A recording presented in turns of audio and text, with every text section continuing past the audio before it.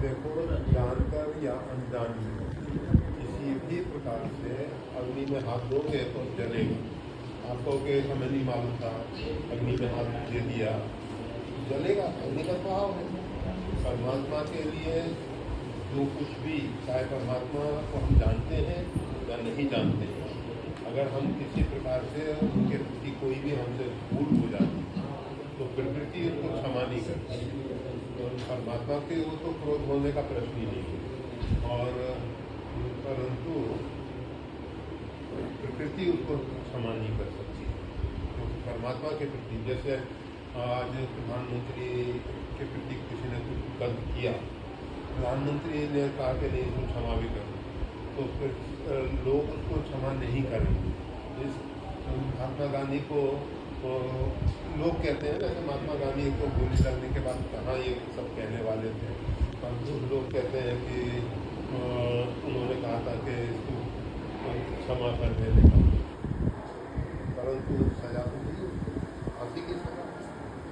कहने का मतलब यह है कि प्रकृति के द्वारा वो क्षम्य नहीं, और परमात्मा की जो इच्छा शक्ति, क्रिया शक्ति, जो शक्ति जो है प्रकृति, वो सब अपना कार्य सुचारू रूप में सुव्यवस्थित रूप में नहीं है। ऐसे समय में फिर परमात्मा होगा कष्ट होगा, उनके कार्यों में हस्तक्षेप नहीं करते। और परंतु जो भी है, मीरा का क्या बिगड़ा? भक्ति मिली, हाँ प्रेम भक्ति मिली, और इतने लंबे समय से परमात्मा के साथ चित्तवृत्ति से तो जुड़ गए ना। तो जिस क्षण भगवान का दर्शन हुआ, मतलब सगुण साकार जिस समय से भी दर्शन हुआ, उस समय से वो तो परमात्मा के साथ ही उनका चित्त जुड़ गया, और फिर मिलने में विलम्ब हुआ। उसमें तो फिर महाराज दशरथ ने भगवान श्री राम से वरदान प्राप्त कर लिया था कि तुम्हारे मतलब मैं आपका पुत्र होऊंगा, ये भगवान ने स्वीकार कर दिया था। और कितने लंबे समय तक वो स्वर्ग इत्यादि के भोगों को भोगते रहे। तो उसके बाद फिर पृथ्वी में महाराज दशरथ के रूप में आए।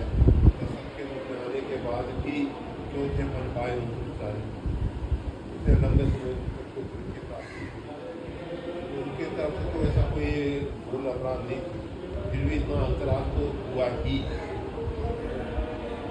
हनुमान जी इत्यादि और जामवंत जी इत्यादि सब भगवान से सबसे प्रार्थना करते रहे कि भगवान मंडल पे आप अवतरित हुई।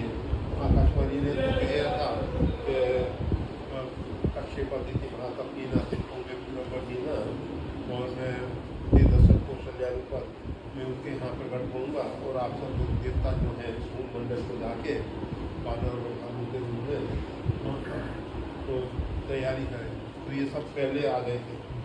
तो मतलब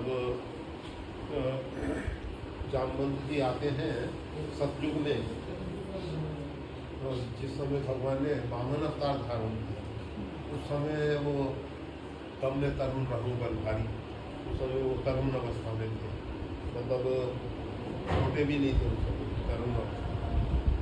उस समय से इंतजार करते करते त्रेता में, और भगवान का अवतरण त्रेता के अंत में हुआ, जैसे श्री कृष्ण अवतार द्वापर के अंत में हुआ, इसी प्रकार से भगवान श्री राम का अवतरण त्रेता के अंत में हुआ। तो इतना लंबा समय उनको भी लगा, उन्होंने तो कोई अपराध नहीं किया। भगवान के यहाँ एक क्षण भी पृथ्वी वालों के लिए बहुत लंबा होता है, भगवान के यहाँ तो एक क्षण ही होता है। तो उस हिसाब से देखा जाए तो मीरा जी के साथ जो भी हुआ लंबे समय के हम सबको लगता है कि इतना समय बीत गया। क्या समय बीता? कलयुग का प्रारंभ हो ही गया था भगवान विष्णु के जाके, और कलयुग के अभी प्रथम चरण में भी कुछ ही 5-7 हज़ार 7,000 भी 5,600 जो भी है तो इतना ही तो समय बीता। और मीरा की अभी पृथ्वी पे कितने वर्ष हो गए, मतलब 500 साल पहले। हाँ 500 साल पहले, तो पूरे 5000 भी नहीं हुए थे तब। भगवान के यहाँ इतना इंतजार बहुत बड़ा इंतजार। हमें लगता है कि वो बहुत इंतजार कर रहे हैं। देवकी जी के संबंध में महाराज देवक जो है अपनी कन्या का संबंध जोड़ने के लिए ब्रह्मा जी के पास गए कि कोई सुयोग बात आप बता दें। ब्रह्मा जी किसी से वार्ता कर रहे थे, वार्ता पूरी होने पर पूछा कैसे थे, उन्होंने बताया ऐसे ऐसे मेरी ये कन्या है। इसको कहा कि अब तो द्वापर लग चुका है वहाँ पृथ्वी पे, यहाँ से आप आए हो। और तो इस समय बलराम जी पृथ्वी पे उनके साथ इसका संबंध। तो वो त्रेता की देवती जी, त्रेता की बहुत लंबी थी। और वहाँ ब्रह्मा जी के यहाँ कुछ समय कुछ मिनट उतने में पृथ्वी के एक युग भी बीत गया। तो ये समझना चाहिए हमको अपने हिसाब से पृथ्वीवासियों को समय लगता है कितना। तो जैसे चींटी वगैरह बहुत से ऐसे जीव हैं कि बहुत से ऐसे जीव हैं जो कि घंटे में जन्म लेते हैं, परिवार का विस्तार करते हैं और उसके बाद अपना लीला समाप्त कर देते हैं, जीवन लीला। तो